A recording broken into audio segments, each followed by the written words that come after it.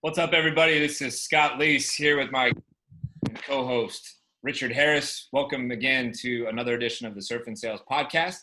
And we are super excited to talk to Marcus Chan for the first time. Good to meet you, and sort of in person, Marcus, for the first time.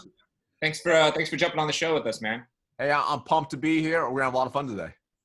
Sweet. Today's show is brought to you by Lead 411, where you can get unlimited mobile direct phone numbers, sales data via role changes, job and fundings, and Slick Chrome extension that plugs right into LinkedIn. You know, for a sales guy, Scott, you sounded like you were reading a script, dude. Let me be Scott Leese for a second. And by the way, your script has your script you sent me has multiple typos in it, which is, dude, you sent that to me. I'm like Ron Burgundy, dude. I'm clearly like Ron Burgundy. Okay, if it's on the screen, I'm gonna read it. By the way, so Marcus, you're a sales leader and a strategist.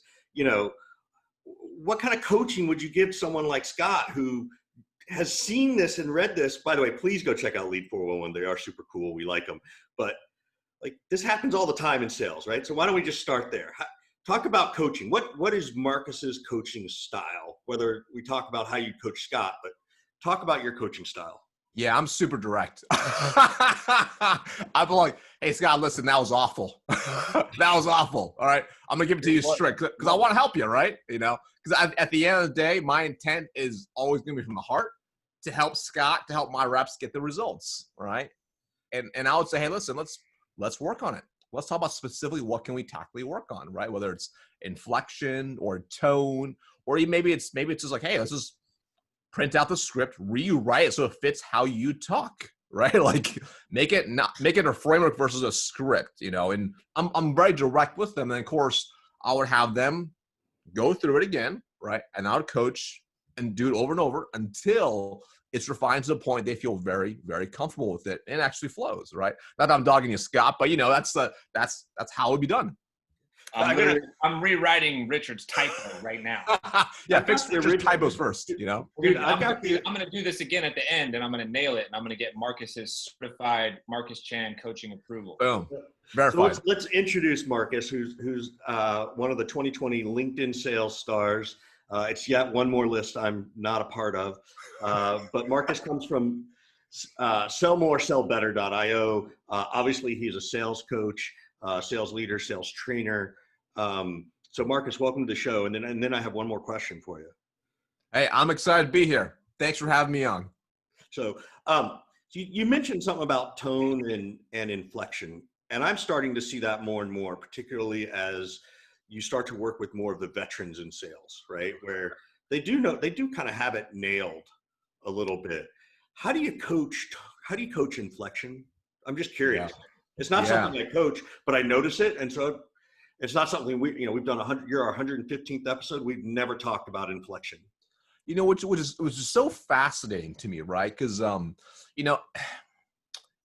always see these funny posts on LinkedIn. It's like, hey, don't do scripts, do scripts. Cold call dead, it's not dead, right? And all kind of same stuff, right? But at the end of the day, when you are writing a script, if you do not have inflection, if you do not have tone, people can tell and people get bored by it, right? And the thing is like, it's first understanding that, right? So when you're training somebody, you can't just give them a framework and script and say, go do it.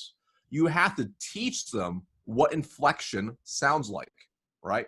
And that really starts from, I think, number one, leading by example. So, if you're coaching and training someone, how are you teaching them the scripts? How are you teaching them the framework? If you lack inflection, if you lack tone, and you don't know how to change your pace, then they're going to mimic that, So it's really, really critical. It starts from the very get-go. Once you provide that script, you go through and you show them exactly how it sounds, right? And sometimes it's even easier to have them just close their eyes and listen to how you go through the script so they can focus on certain things. Now, for example, if it was an actual script, written out on Word or PowerPoint, whatever it's going to be, as they go through a very simple way, say, hey, I want you to highlight or bold certain words that you're going to emphasize on the phone. So then this way, it has the impact for you. It's going to remind you, right? So you need a prompt, right? And then also have them understand, have them understand your script you should sound almost Shakespearean, right? And of course, they're never going to sound Shakespearean. But when they try to do it though, and they overdo it, it becomes very, very powerful. And then of course, when you're walking through with them and you say, I want you to hammer to this word, I want you to focus on this, then you get to see that as well. Now, this is for like very specific for like leaders out there, when you're putting scripts and stuff together, do you accent or highlight or color code words in the script? I typically do not, because that's for them. Some people, they want to emphasize certain words for themselves. It's basically how their speech pattern is going to be, right? So whatever they feel most, comfortable with, because a lot of times what I find, most people are probably more monotone than they think they are, So when they start, they kind of go through a scripting and they kind of sound like, hi, my name is Marcus. I'm with so-and-so. Can I bother you for like 13 seconds? That's how they sound. So going through with them and teach them directly, how it sounds, and then have them go through it and then hide certain words too. That can really help them too, right? But I like to have them have the freedom of choice of it, because if you make it too robotic, it's not going to work well. So coaching inflection to you is it's very personal. It's specific to each person on the team and whatnot, right? 100%, right? And and as we all know, how you sound is really more important than what you actually say, especially on the phones, right? So because you need to be able to engage them with your tonality and your inflection. And sometime when you're brand new, like if you are a brand new SDR, you never made a cold call, that person may need, literally, I want you to emphasize this word. Emphasize this word. I want you to really hammer home this point, and this is where it's really critical that, if there's call recording software, that they get to hear themselves too. So one of the ways, before we got fancy all tech that's out there now, like, a coach and a rep, I'll literally record them on my phone if it's face-to-face. I'll record them and play back, right? So they can hear themselves right there. And of course, they sound terrible usually, right? And they're a little embarrassed by it, but it's really enlightening for them to have that self-awareness. Because once they're more aware, then they can tweak and adjust, and then of course practice, right? Really, really key. So I brought this up really as a joke, right? Like, because Scott, which is going to be awesome. Like, our sponsor is going to love the fact that we've mentioned them so many times on this role play, right? So lead 411 for those wondering who our sponsor is. But is this something you really go in and coach on a regular basis? Because I just sort of brought this up randomly as sort of like, hey, this is a funny way to start the conversation. How much are you in your training? And we might need to dive a little bit more so people have context of who you are, what you do. But I am curious, how much do you talk about tonality? Yeah, great point. So what I'll do is, so if I'm doing one-on-one coaching, that's super easy, right? For obvious reasons, right? Because I'm literally talking to them via Zoom usually, right? But in my other program, my digital programs, I emphasize it quite a bit, right? Because if my digital programs where I'm teaching cold calling, I literally go through all the scripts. They hear exactly how I do it, and then I also re-emphasize it again over certain specific points. Like, notate the inflection here, notate this, and I go through multiple times as well, right? And then of course, because I'll provide like a private Facebook group for support. If someone's having some sort of struggles, right, usually I'll say, hey, I want you to DM me a voice memo. I want to hear what your script sounds like. Send over. I want to hear exactly how you're doing it, right? And oftentimes, majority, I'm doing, is usually really, really monotone, and or their attitude sounds weak. They sound like they lack confidence.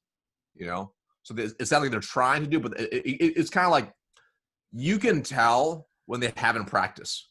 You can tell if they have not gone through a few times. You can tell even if they have a script in front of them, they're just sitting there on the phones and they're calling, and by the 20th dial, their body language starts dipping down and they start losing energy and confidence. And then, of course, the prospect sniffs it right out from the gatekeeper to the prospect to the decision.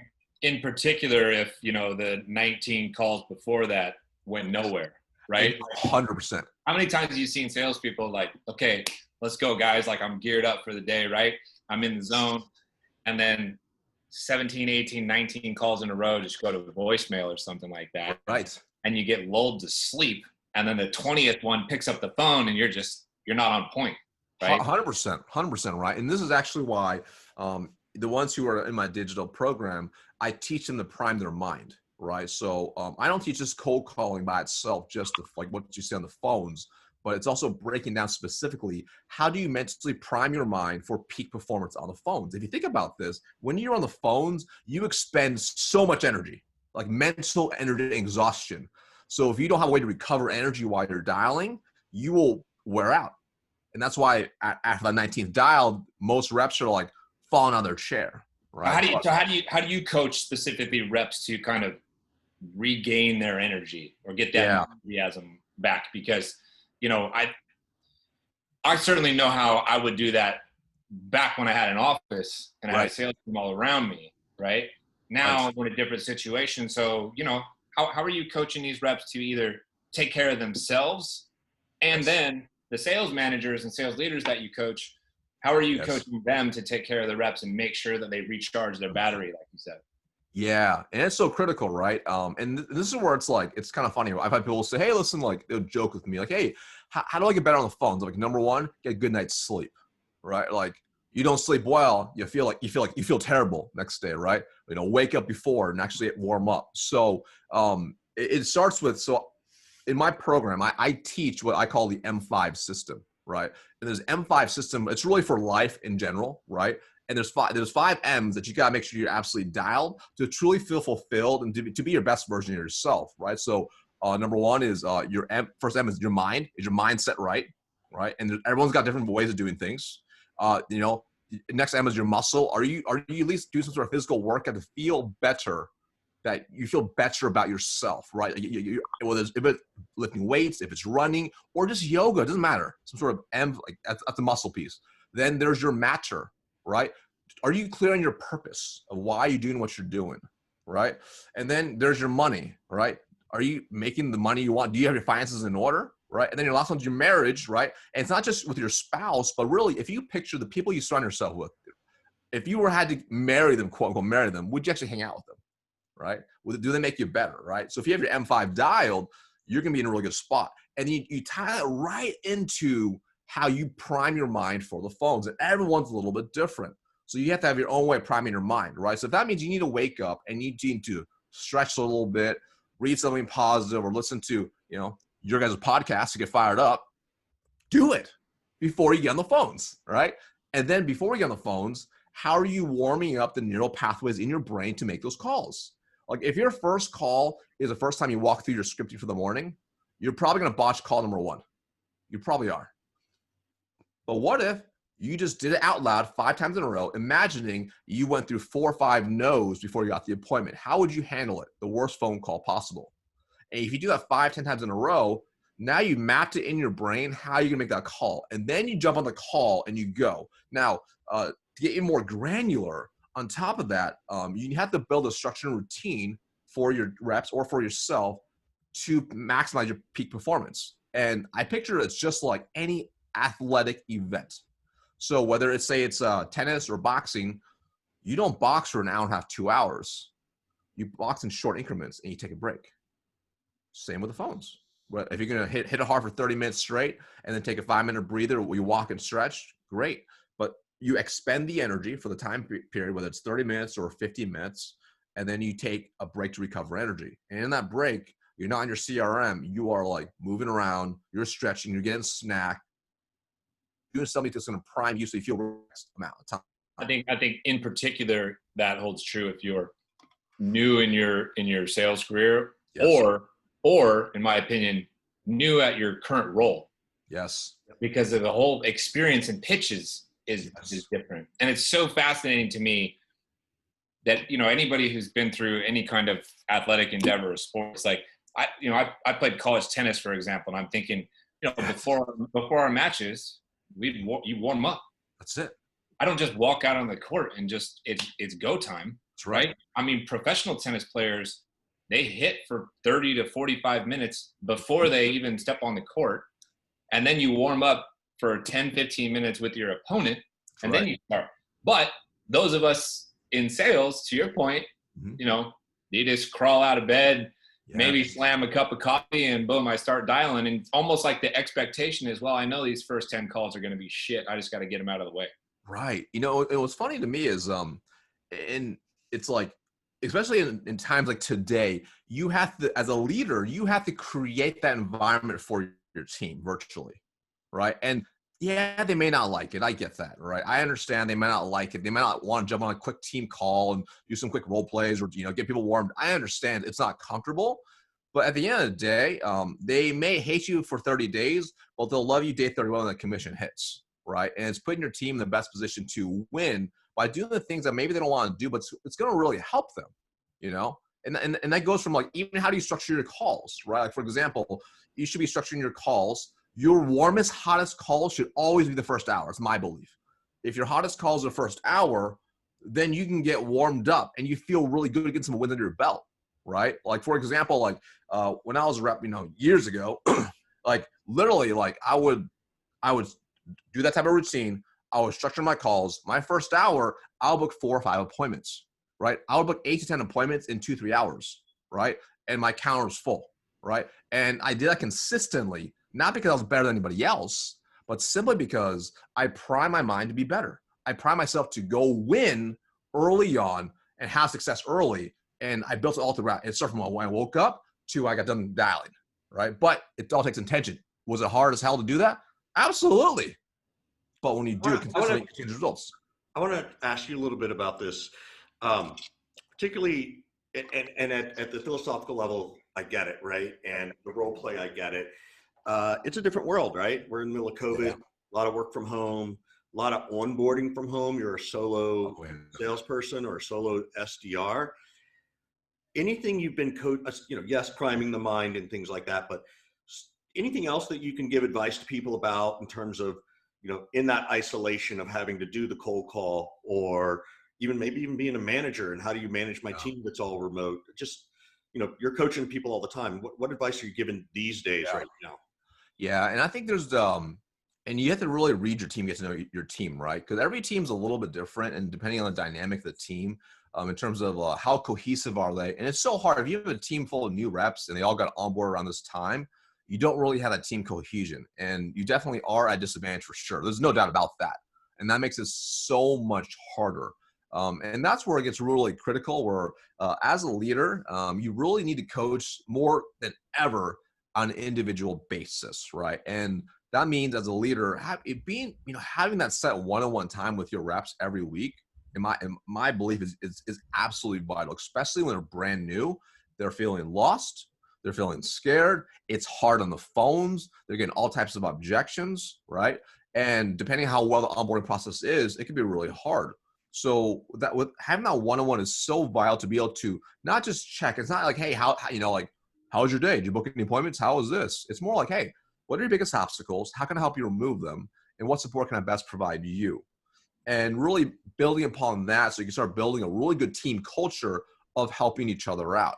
And that could lead to other things where it's like, is it a daily rally? Perhaps, maybe, but people get zoomed out. So you have to be really cautious of that. Like, I get zoomed out, right? Like, they're going to get zoomed out too, right?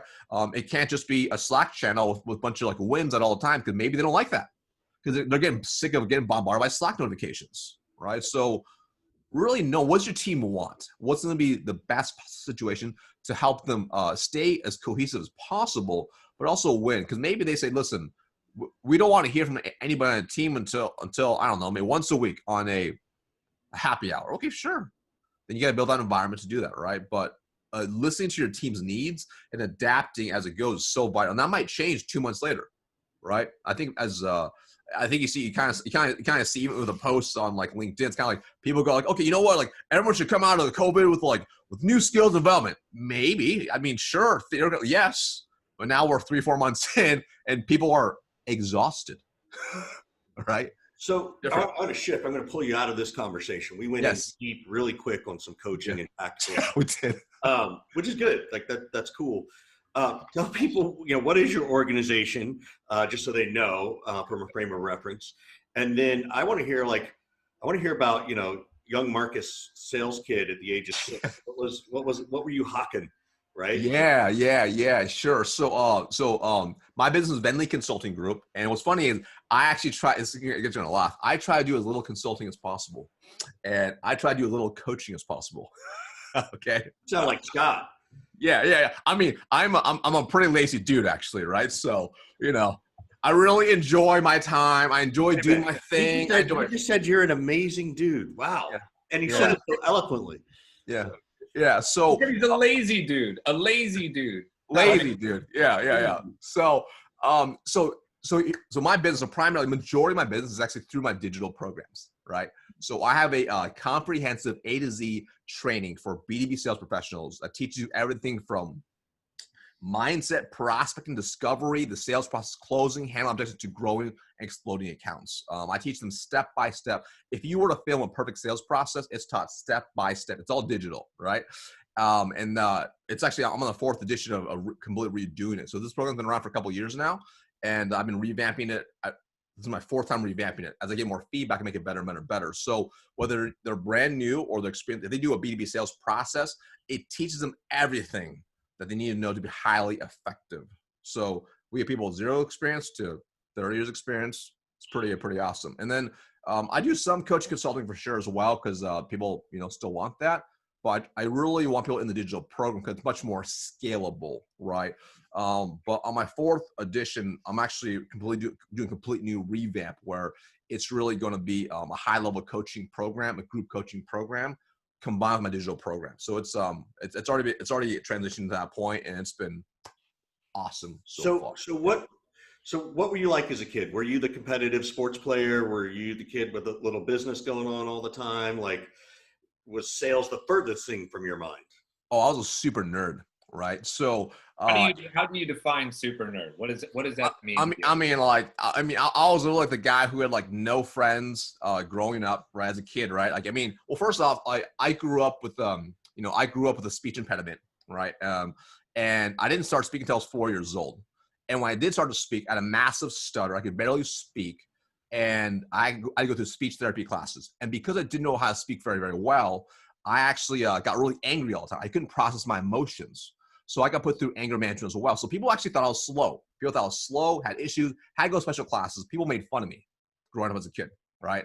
And over time, eventually you start to overcome it, right? But it took a while. And you grew up incredibly insecure when you were always made fun of. And then you add in the piece that really, I was born in Springfield, Oregon, and then moved to Eugene, Oregon, not diverse at all. So I looked different. I couldn't really talk well, and people thought I was stupid. I'm like, great, awesome, right? So all these things were just how I grew up, So I was a kid. I played by myself. I did like the magic cards, like made some friends here and there with the other, like, kind of nerdy kids, right? And I really didn't know what I was going to do. Now, over time, I started building up a little bit of confidence, right? When I learned how to swim, okay? And what's interesting was, so there was a beginner's class for swimming to get on a swim team that I basically like failed. Like most kids got done by the age of 6, took me until age of 9. So I was the slowest kid in the group. Finally passed that, got on the swim team, right? And that was really an interesting moment there because that was kind of the first stepping stone. Within a year, I was one of the fastest kids in the state. And that was like a little confidence boost at the age of 10. Wait. You went from barely knowing how to swim, let's say, to one of the fastest kids in state in a year? Yeah. How does that happen? I have no idea. I really did. Right? Swimming's a little bit like that. Our boys swim, and there's just something about certain kids, whether it's the length of their arms or just how fast they can move. Like we have kids on because our kids swim, and they're just happy to get a ribbon. So it was weird. It just I really can't carry the water. Sport. I really had no idea, right? And at that time, I still very much believe that talent is what made you successful, right? You got lucky by talent, right? And so from there, and that was cool for a little bit, right? And then that was cool till I hit puberty, and then everyone else hit puberty and they grew like 1.5 feet, and I stayed the same height. I'm still the same height since then. So, after that, like everyone's way faster than me. And then of course, that's when growing up, like I continued to like put the work in, start breaking records and all these things with swimming. But my confidence started building over time because of that. Right. And even then I went to college, didn't know what I wanted to do. My parents were poor immigrants coming from China and Taiwan. They always told me they wanted me to be a doctor, a lawyer, an accountant, or, a pharmacist. I didn't know what I was going to do, So I went undeclared, decided to go to business, 'cause I didn't know, and had to get a job eventually, right? And my first job was actually, I was still in school for this. So my parents had a restaurant growing up, and I worked there up until college started. And then they sold the restaurant. And that was going to be my primary income working there, right? That was my goal for school. Got to pay for school myself. Then they sold the restaurant. I didn't know what I was going to do. So from there, I got a part-time job at a swimsuit store selling speedos. So now this is my first real job now, selling speedos, right? Richard appreciates that, right? So I'm like, okay. And I had no idea just some of those skills I started developing. That was really kind of part of sales. Like one of the things that I did was on weekends, you'll find it's funny. On weekends, I'll go swim meets, Richard. I'll go to swim meets on weekends. I would load up I wake up at 3-4 o'clock in the morning. I will load up a 1991 Ford Ranger pickup truck full of speedos and gear, drive an hour and a half, 2 hours to a local small town, set up stands at a swim meet, sling speedos for like 12 hours until the meet was over. And then I drive 2 hours back home. So I put in like easily a 14 to 16, 18-hour day, depending on the day. And I remember after my first one, I had double the average sales. And my boss, like the owner, called me. He was like, "Hey, how did you do that?" I'm like, "Do what?" Like, "You doubled sales." I'm like, "I don't know. I just did what I was supposed to do. Right? I showed up, I put stands up, I did everything you told me to do." Right? They're like, "But how did you do that?" Right? And then I started, my boss watched me in the store because she just saw that was also, it's a retail store, people coming in, it wasn't like outbound, right? So I would double everyone's order, right? And it was simple because people would come in and most people would they just take an order. I would walk up to them and say, "Hey, what are you here for? What are you looking to buy?" "Oh, I'm looking to buy a suit for practice." "Great. Do you have a racing suit too?" "No." Do we need that?" "Yeah, 100% you need that." "Like, what are you looking at?" "I don't know." "Okay, enlighten them on that."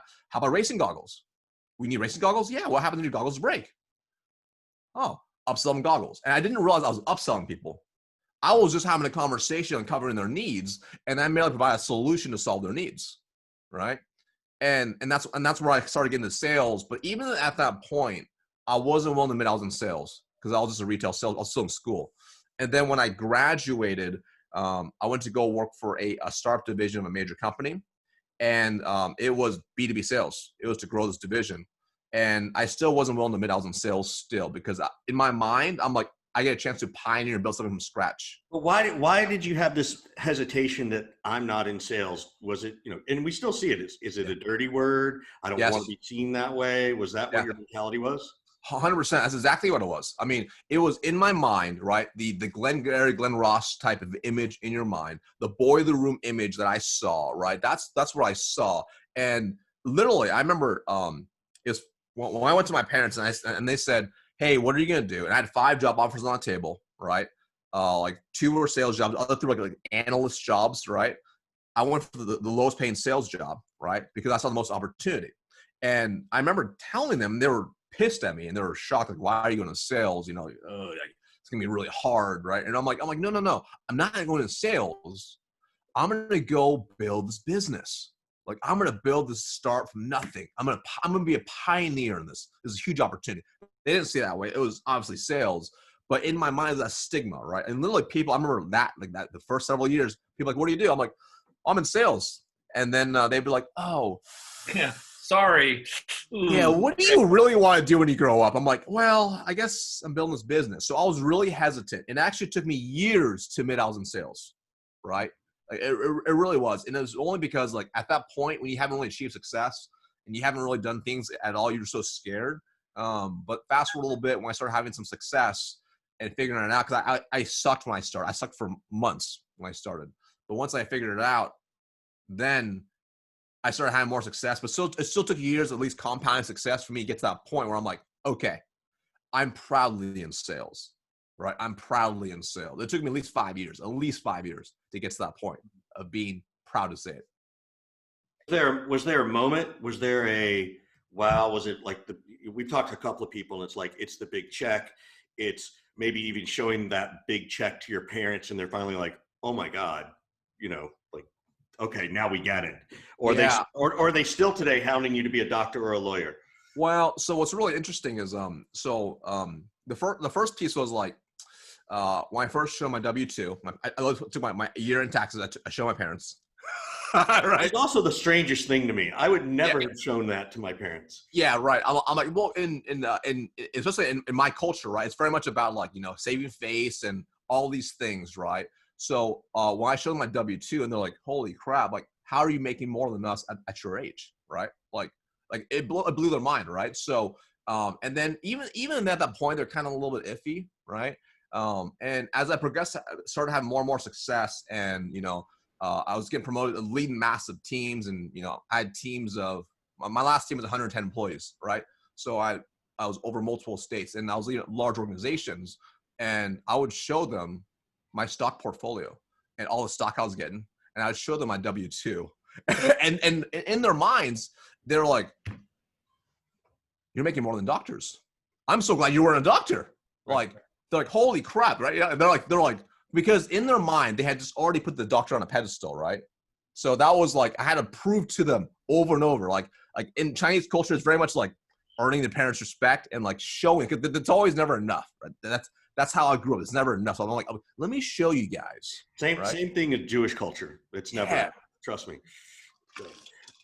So I definitely had to show them and prove it to them, right? And that was really, I mean, it's something, especially back then, I was really, really proud of. I'm like, wow, like this poor kid who's supposed to maybe grow up working in a restaurant or owning a restaurant is actually doing something, and it's actually okay, like creating a life that he actually enjoys, right? And that was like, okay, that was cool. But when I started having that real taste of it, it wasn't the first big paycheck. It was like the first couple of years of having multiple six figures. It was like, okay, all right, I'm actually okay at sales. I'm actually good at this type of stuff. How did you prepare for the entrepreneurial journey? You were at Cintas for 8+ years. Were you preparing to leave during that time and building all these things on the side? Did you say fuck it one day and walk away? I mean, it's interesting. Yeah. You have listed as September 2019 as when you went full-time in your own business. Yes. And I didn't go full-time in my own business till October 2019. So we basically started as solopreneurs at the same exact time. And so I'm curious to hear from you, like, how did you prepare to make that leap? And you also wrote something yesterday that I saw of telling somebody else to be careful not to glamorize entrepreneurship too much. Yes. I'm wondering if you can kind of tie those things together. So, so I grew up never thinking I was going to be an entrepreneur. I did not want it. In fact, I shied away from it. Right. And the reason was I saw the nitty gritty. Like my parents had a restaurant. I mentioned that. I started working at 5 years old. I was in the back of the restaurant, chopping vegetables. I'm busting tables at 5 years old, right? Like literally, I was a kid. Like literally, I worked all the time. 40 hours is a part-time job back then. All right, I mean, I was working as a kid growing up. It was not uncommon for me to put in 100-hour weeks while going to school, right? So for me, I'm like, I hated that. I'm like, why would I ever want to? Like, I'm physically exhausted. Why do I want to be an entrepreneur? Like, why can't I use my brain to do something and make more money? That's what I thought. Because I saw the effort and the amount of money my parents are making. So I was very against it. So going to corporate life, I'm like, this is what I'm going to do. I'm going to get a good job. I'm going to do this. I'm going to build a career, climb corporate ladder. That's my plan. And then when you start having success for a while, it was cool for a while, And then in 2015, I wasn't ready to make a leap into entrepreneurship. But people kept saying, hey, Marcus, you should write some books, right? I'm sure, Scott, you wrote some books. So, people might have told you the same thing. You're like, I should. So I'm like, let me dabble into this a little bit. But I don't want hard copy. I want to try ebooks. So I wrote a couple of ebooks, and I wanted to learn how to make money online. So I wrote a couple of ebooks. I tested it, and I sold pretty quickly. It wasn't a lot of money. It was like $9 an ebook, but I'm like, oh, wow. And there was something very magical that happened at that point. When you wake up and there's a $9 payment in a Stripe account, you're like, huh, that's real. Now, I couldn't quit my job off $9 an ebook, right? When you perform well, you make money, it's hard to leave, you know that. And so I'm like, okay, what else could I do? So then I started researching internet marketing and really figuring out digital courses. Okay, digital courses, that could be a higher ticket item. I could sell more of that. So, and at that point, I started to hone in on sales. So I literally went and I took about 2 years because I was still I was in a hotel room at least 100 nights a year, and I was traveling quite a bit. So and I had a baby in between that time. So I would really build this digital course, my first version, late nights at the hotel room, doing whatever, right? Took me 2 years. Finally got done March 2019, last year. Did a really soft launch. Just want to see if anyone would buy it. Sold 2 copies overnight. Made $2,000 like that. And that was like, oh crap. Light bulb. I could scale $1,000. I could scale this, right? So I'm like, okay. So then I started mapping out how I was going to basically leave corporate America. At that point, my priorities started changing too. Having a kid changed my priorities, right? I was watching my kid grow up, and I felt like I wasn't there. I was traveling so much, and that was really hard, right? I mean, my blood pressure was going up too. Like my blood pressure was climbing. I didn't feel healthy. I mean, I still love what I did, but like I now realized it was a means to an end, right? And if my end goal is to have freedom to do whatever I want, whenever I want, if I continue the same path, I would never leave. Like I had to create a new path to a new life. And that life was going to be that digital program. That's when I realized it. So how much of it are you doing yourself? Right. This is the entrepreneur thing, right? You got to put in a lot of leg hours and hard work. So how much time is it taking you to build your courses? You're saying you're building it the 4th time in 12 months? So it's been almost a year and a half now. This is my 4th time doing it now, right? And the thing is, once you have the core down, it's so much easier to refine and add things, right? Like, so every time I do a new edition, the longest thing that takes the most amount of time is really the recording part, you know? Because once you have the core, I already had it all structured out. Like, it's already step by step. So to remove things and add things to something that's already 80% done, but I'm just making better. It's kind of like, I'm not like the first iPhone took years to come out, but now every year is a new iPhone because they have the core figured out. It's easy to refine something that's already in place, right? And so it took, you know, now I ran a beta test on my 4th edition before, you know, it's not quite done yet, and it went really, really well. So now I know for sure people love the new content, right? But it's much easier once you have the first version done. If I was to build a brand new course like tomorrow on, say, sales leadership, right? That would take me a long time. It would take me probably easily 6 months just to do. So what is the primary method for you for selling right now? Is your sales motion really just demand gen and content production right now? Because I would argue that mine is right now, because I'm not at a place right now where, you know, I'm picking up the phone and cold calling people. I'm sure as hell not cold emailing people trying to drum up, you know, no business, right? And so it sounds like, you know, I'm listening to you talk and all of your stuff is digital and you're like, I'm lazy and I don't want to work that much. It's like, okay, here's a guy who put in the time, who's now trying to optimize for earning, like, how do I make as much money as possible with as little constant daily effort? And that's the optimization there. So your motion to drive, you know, purchases, the course and whatnot, is that all demand gen stuff, or is there other All right. I mean, and I'm changing a little bit, right? So, I mean, with my new program now, because it's gonna be a higher ticket item, that'll turn into sales calls, right? As long as they qualify for it, right? But before, it's not official yet, but before it was automated. So either I do a webinar and sell off the webinar, right? You know, and that was the easy way. And then I built an evergreen funnel, right? Which means it's just automated. So people go through a sequence, they get warmed up through my sequence, and then they go and they buy my program at the end of the sequence, right? You know, and that's all automated through funnels that I've digitized, you know, through different programs and email software, right? And that stuff I had to learn because I'm from the direct sales world, right? And learning the internet marketing and building a digital funnel that's optimized is a very different game. Something I had to learn completely new, something very different.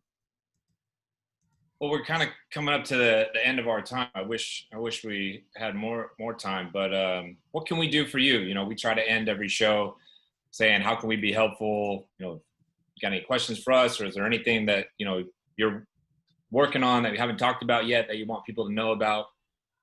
You know, I think first off, thanks for having me on. I mean, absolute blast. Right? I think we could have chatted for like hours at a time, you know, even a pretty crazy long podcast. I was telling Scott that we don't really have to work real hard with you, that we could probably just like drop a word like rainbows or unicorns and you just have able to sort of go.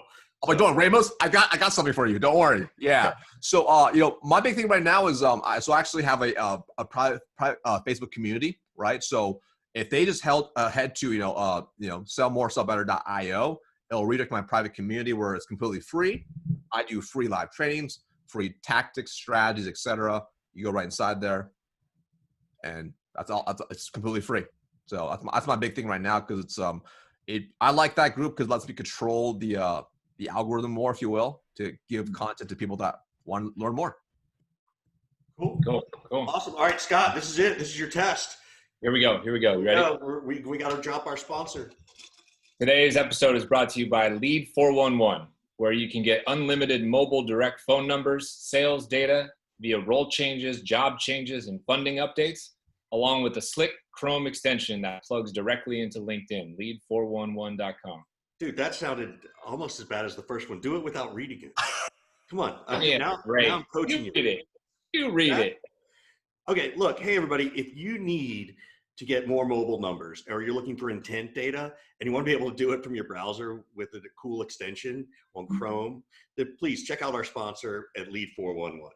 See, so this is why you should do the sponsors all the time. You understand technology. I don't understand this stuff. No, but like this was what makes it more fun for me to tease you about something. So it's okay. What everybody doesn't know is we put this dynamic in place before the episode on purpose. It's all intentional. We did just to illustrate this. It's very well scripted. You couldn't tell it was a script. It's very well scripted. Hey, Marcus, thanks. Hey, appreciate you spending some time with us, Marcus. We enjoyed it a lot. It was awesome. Thanks, guys. Appreciate it. Have a great weekend. See ya.